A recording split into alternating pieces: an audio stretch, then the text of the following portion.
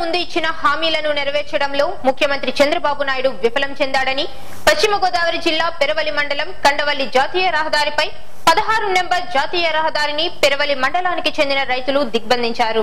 ఎన్నికలకు ముందు రుణమాఫీ చేస్తానని హామీ ఇచ్చి ఎన్నికల తర్వాత ఇచ్చిన హామీలను తొంగలో తొక్కి ఇప్పుడేమో ఉద్యానవన పంటలకు రుణమాఫీ లేదని ప్రభుత్వం ప్రకటించడంతో తాము తీవ్రంగా నష్టపోతున్నామని, ఈ పరిసర ప్రాంతాలలో ఉద్యానవన పంటలు ఎక్కువగా పండిస్తామని, తుఫానులు ప్రకృతి వైపరీత్యాలు సంభవించినప్పుడు ఎక్కువగా నష్టపోయేది ఈ ప్రాంతపు ప్రజలేనని, తమకు పూర్తిగా రుణమాఫీ వర్తించే వరకు ఈ పోరాటాన్ని ఆపమని రైతులు పేర్కొన్నారు. ఒక 5 గ్రామాల రైతులు అరటి ఎక్కువగా సాగు చేస్తారండి.